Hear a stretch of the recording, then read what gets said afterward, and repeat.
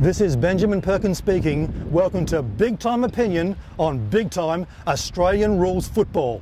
Hawthorn are the pre-post favourites for the flag, but not with me. Word on the street is that the local Hawthorn hardware store owner has booked a trip to Kangaroo Island since the Hawthorn Football Club bought 1 tonne of super glue. Hawthorn have not signed Buddy Franklin. This is extremely serious. All the players are now looking over their shoulder saying, is Buddy here or is he gone? After the pain that Hawthorn went through last year and their continual goal kicking missing, Hawthorn is in big trouble. Big deal about buying Brian Lake. I just don't see it as being a winning move at all. Brian Lake comes from the Bulldogs. They are probably the biggest losers in the history of sports. I think Hawthorn are an enormous risk this year and you cannot possibly back them. They're not my favourites.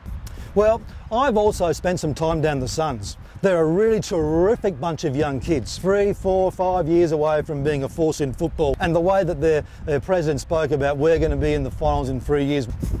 I mean, the guy's an idiot. He knows nothing about football. I've never heard about him in football. He gets this fucking job and all of a sudden he wants to walk around and act like he's fucking a dictator like Obama.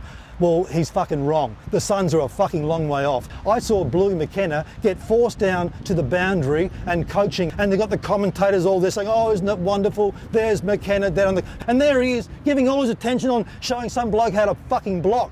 Now, who's fucking running the team? Is it Malcolm Blight up in the box, or is it Bluey McKenna giving a subordinate's job down there on the sideline? Malcolm Blight is running the game in the box and there's a fucking big power struggle. I'm fucking looking you straight in the eye and telling you that because no coach in modern football is down on the fucking ground like he's fucking Alexander the Great.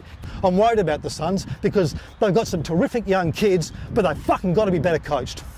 Yeah, I was lucky enough to spend a bit of time down with the Giants with Mark Williams, one of the greatest football coaches that I've ever seen. In fact, if you ever get a chance to meet Mark Williams, go and meet him. He's absolutely fantastic. Now, let me tell you this. The Giants are impressive, but it's going to be 3 or 4 years before they really kick in, before Patton is like the next Jonathan Brown, the next Dermot Brereton. And if they're well coached, they're going to go well. I suppose to me, the problem with them is that Leon Cameron is taking over as coach. Now, I don't know Leon Cameron. I'm told he's got a good football brain, but the fucking question mark is, he comes from fucking Footscray. What do they fucking know about fucking winning? Fucking nothing. Well, forget about the Lions as a winning chance this year. Can Michael Voss coach? Now, in the past, he hasn't been able to coach because he was a dictator, ignored all of his subordinate coaches, treated them like rubbish and got found out. What he's done now is try to reinvent himself and he's looking for credibility as a football coach. Will he get it? I don't know. As a football player, Michael Voss was a standout superstar, one of the most courageous captains that you'll ever see. So on that level, I don't want to write the bloke off. I don't know. The Lions are no hope, but everything about this season for the Lions is all based around, can Michael Voss coach?